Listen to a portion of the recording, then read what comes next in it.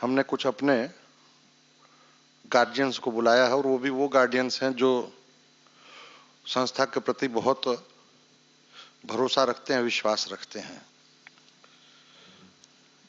मेरी भी इच्छा हो गई कि चलें इसी बहाना कुछ आप लोगों से बातचीत होगी। आप में से कितने लोग मुझे पहचानते हैं?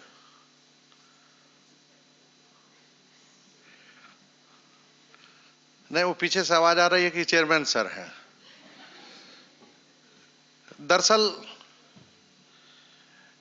ये जो पहचान है हमारी कि ये नवल्स एकेडमी के चेयरमैन हैं, ये दरअसल हमारी मूल पहचान का वो प्रक्षेपित हिस्सा है जो जबरदस्ती चिपका दिया गया है।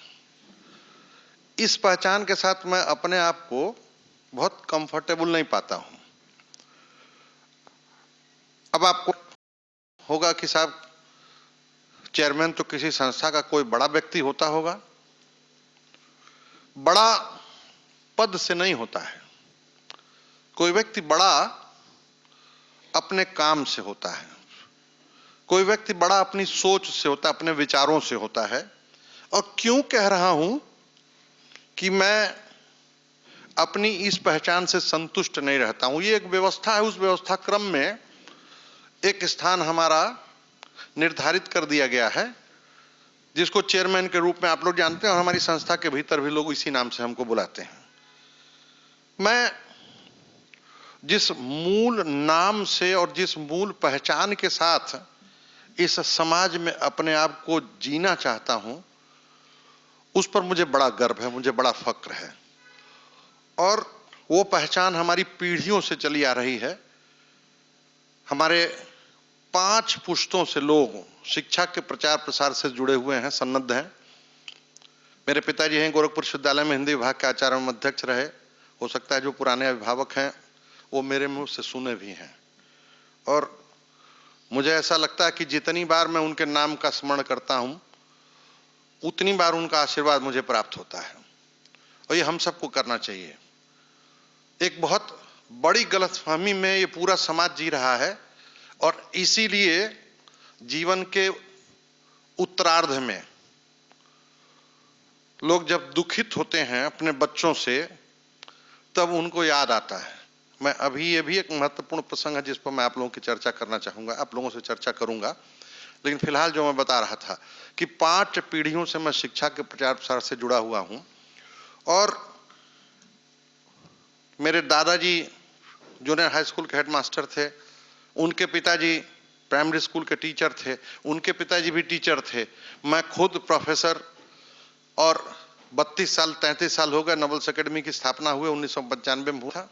संस्था स्थापना हुई थी, लगभग 30 साल पूरा होने को आ रहा है, लेकिन उसके पहले 1 साल से तैयारी इत्यादि में ले लिया जाए तो लगभग 31 साल हुए इसके।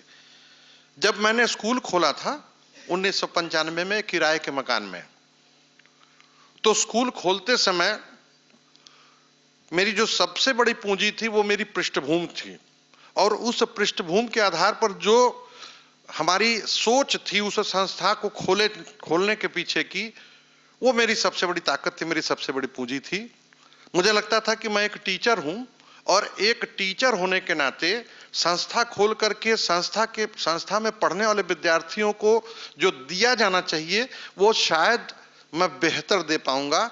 यही सोच लेकर के मैंने संस्था खोली और ईश्वर की कृपा, माता सरस्वती का आशीर्वाद हमारे ऊपर, माता पिता का स्नेह हमारे ऊपर, और धीरे धीरे संस्था वहां से निकली। आज 30 सालों की यात्रा पूरी करते हुए इस पूर्वी उत्तर प्रदेश के सबसे बड़े समूह के रूप में अपनी एक पहचान बना चुकी है। लेकिन कहीं ना कहीं एक मन में अकुलाहट बेकुलाहट है। हम जितनी पवित्रता और ईमानदारी के साथ 1995 में विद्यालय लेकर के चले, आपको बताऊं ये किराए का मकान था। अब किराए का मकान तो किराए का मकान होगा, कमरे छोटे बड़े, एक कमरे से दूसरे कमरे में जाने के लिए इस कमरे से होकर के दूसरे कमरे में जाना है, कोई व्यवस्थित तरीके से विद्यालय का कोई भवन तो था नहीं। अच्छा, उस दौर में जो अगल बगल के विद्यालय थे वो प्रचार करते थे कि हमारे पास ये है, हमारे पास वो है। हमारे पास जो सबसे बड़ी पूंजी थी वो ज्ञान की पूंजी थी, शिक्षा की पूंजी थी। हमारी अपनी जो पृष्ठभूमि थी। हमारे पास कोई अभिभावक ये पूछने नहीं आता था कि ये कहां बैठेंगे, कैसे पढ़ेंगे इसमें। और झूम के हम लोगों ने चलाया, खूब चलाया, ठीक से चलाया। और वहां से चलते चलते अब आज हम उस जगह पर आ गए हैं जहां भौतिक संसाधनों के रूप में, इंफ्रास्ट्रक्चर के तौर पर बेहतर हुई ये चीजें। लेकिन मैं आज भी यह नहीं समझ पाता हूं कि अगर किसी एयर कंडीशन कमरे में आइंस्टीन का फॉर्मूला पढ़ाया जाना होगा तो वो कुछ और होगा क्या, और अगर किसी पेड़ के नीचे गुरुजी पढ़ाएंगे तो क्या कुछ और हो जाएगा। अगर किसी बहुत बढ़िया बेहतरीन बनी हुई स्कूल की बिल्डिंग में कोई गुरुजी a+b² का फॉर्मूला बच्चों को पढ़ा रहे होंगे तो वो कुछ और पढ़ाएंगे, और किसी सामान्य से टिन या एस्बेस्टस के कमरे में जमीन पर बिठा करके बच्चे को कोई गुरुजी पढ़ा रहे होंगे तो क्या कुछ और पढ़ाएंगे।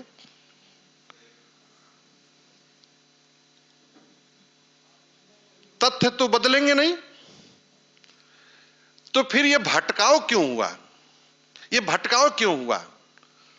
ये छोटी भूमिका मैं इसलिए बना रहा हूं ताकि मैं जहां पहुंचाना चाहता हूं आप लोगों को पहुंचा सकूं, क्योंकि जिस दौर में हम लोग आज हैं, जिस दौर में आज हम लोग पहुंचे हुए हैं, ये बड़ा चिंतनीय दौर है, बहुत चिंतनीय दौर है। और अगर जो सामने आप अभिभावक हमारे बैठे हुए हैं, आप अपनी भूमिका को, हम अपनी भूमिका को ठीक तरीके से नहीं समझ पाएंगे।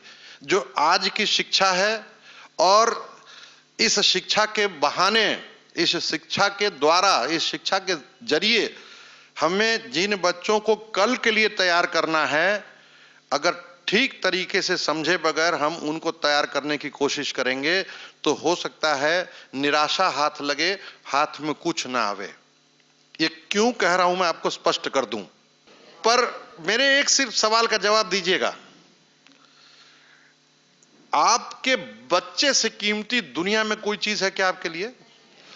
और क्या आपको लगता है कि अपनी सबसे कीमती चीज के लिए जितना ज्यादा समय आपको देना चाहिए उतना समय आप दे पाते हैं?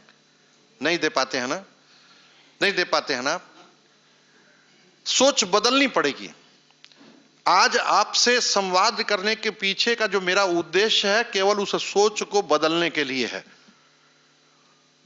क्योंकि ये जो दिग्भ्रमित सोच है, जिस सोच के साथ हमारे अभिभावक विद्यालयों में अपने बच्चों का एडमिशन करा रहे हैं, वो सोच उनको उनका अभीष्ट नहीं दिला पाएगी। इसको कहीं नोट कर लीजिएगा। अब चलिए थोड़ा अतीत में चलते हैं। जो हमारी मूल शिक्षा थी गुरुकुलों की, अगर आपको ध्यान होगा तो जो गुरुकुलों की मूल शिक्षा थी वो ज्ञान आधारित थी। पुराने दौर में जब गुरुकुलों में पढ़ने के लिए बच्चे भेजे जाते थे तो वहां बच्चों के भेजे जाने के पीछे का अभिभावकों का जो उद्देश्य होता था वो उद्देश्य था कि बच्चा ज्ञानार्जन करके आएगा। ज्ञान किस लिए था? ज्ञान इसलिए था क्योंकि ज्ञान मस्तिष्क को खोलता है, आपके सोच के दरवाजे को खोलता है, आपके विचारों को एक नई दिशा देने का काम करता है, आपके अंदर एक नई ऊर्जा देने का काम करता है। जब अंग्रेजों का शासन था, अंग्रेज 250 सालों से हिंदुस्तान को गुलाम बना करके रखे थे, लेकिन बावजूद इसके भौतिक रूप से वो गुलाम बना लिए थे लेकिन मानसिक रूप से वो गुलाम नहीं बना पा रहे थे। ये एक बड़ी चिंता का विषय था लंदन में बैठे हुए जो हुक्मरान थे उनके लिए, जो अंग्रेज थे उनके लिए। तो इस पर एक कमेटी बनी, कमेटी बना करके भेजा गया हिंदुस्तान में कि पता लगाओ क्या कारण है कि सब कुछ करने के बाद भी जो हिंदुस्तानी नागरिक हैं, हिंदुस्तान के जो रहने वाले लोग हैं, हम उनके मस्तिष्क पर नियंत्रण नहीं कर पा रहे हैं। डर से भौतिक रूप में तो हम उनको गुलाम बना लिए हैं पर मानसिक रूप से हमारे गुलाम वो नहीं बन पा रहे हैं। तो तमाम जो लोग आए उसमें से एक मैकाले भी आया, लॉर्ड मैकाले। उसने अध्ययन किया, पूरब से पश्चिम, उत्तर से दक्षिण, पूरा वो घूमा जो अखंड भारत था उस समय का। और लौट करके जो उसने रिपोर्ट प्रस्तुत की, उस रिपोर्ट में उसने कहा कि क्योंकि भारत की जो गुरुकुल पद्धति है शिक्षा की, उसकी जड़ें इतनी गहरी हैं कि वो जो संस्कार देती हैं अपने बच्चों को, उन संस्कारों से वो बच्चे इतने बंधे हुए हैं कि उन्हें मानसिक गुलाम नहीं बनाया जा सकता है। मानसिक गुलाम बनाने का सिर्फ एक तरीका है कि एक अपनी नई शिक्षा पद्धति वहां पर डाली जाए और साजिशन उस शिक्षा पद्धति में जोड़ा जाए, ज्ञान आधारित जो हमारी शिक्षा परंपरा थी उसको नौकरी आधारित बना दिया जाए।